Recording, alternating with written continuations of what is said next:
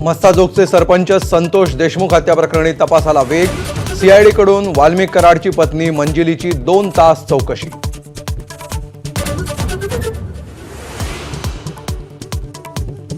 बीडमध्ये महादेव ॲपद्वारे 9 अब्जपेक्षा जास्त किमतीचे व्यवहार। हक्काचा पुनरुच्चार करत आमदार सुरेश धस यांचे गंभीर आरोप। पालकमंत्रीपद लखलाभ म्हणत धनंजय मुंडे नाही टोला।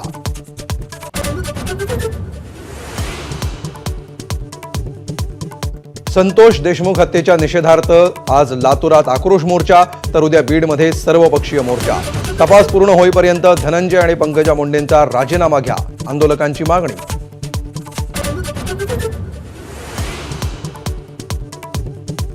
क्रीडा खाते मिळाल्यामुळे कॅबिनेट मंत्री दत्तात्रय भरणे नाराज असल्याची चर्चा। पदभार न स्वीकारताच भरणे सहकुटुंब परदेशात गेल्याची चर्चा। लाडकी बहीण योजनेमुळे शिक्षकांचा पगार उशिरा होण्याची शक्यता। सरकारी तिजोरीतल्या खडखडाटाची जोरदार चर्चा।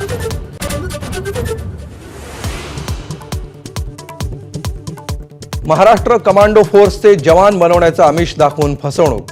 छत्रपती संभाजीनगरमध्ये बोगस भरतीचा प्रकार। मैदानी चाचणीनंतर पैशांची मागणी करताच भांडाफोड।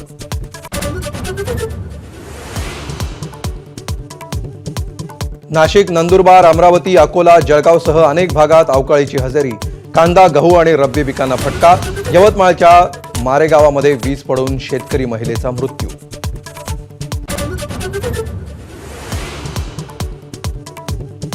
मुंबईची हवा बिघडवणाऱ्या 28 प्रदूषणकारी प्रकल्पांसह 276 बेकऱ्यांना पालिकेने बजावली नोटीस।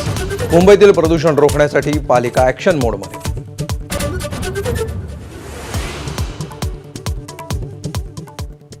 माजी पंतप्रधान मनमोहन सिंग यांच्या पार्थिवावर उद्या होणार अंत्यसंस्कार। उपराष्ट्रपती, पंतप्रधानांसह दिग्गजांकडून श्रद्धांजली अर्पण। मनमोहन सिंग यांचं स्मारक बांधण्याची काँग्रेसची मागणी।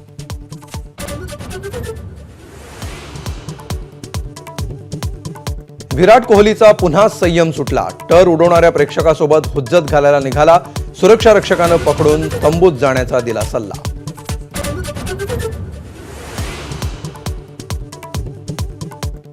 शिर्डीतील साईबाबांच्या चरणी इंदूरमधील साई भक्ताकडून 12 लाखांचा 200 ग्रॅम सोन्याचा मुकुट अर्पण, तर पंढरीच्या पांडुरंगालाही 9 लाखांचा सोन्याचा हार अर्पण।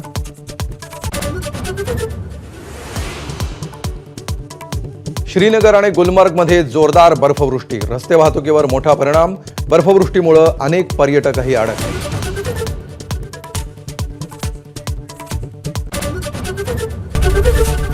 एबीपी माझा, उघडा डोळे बघा नीट।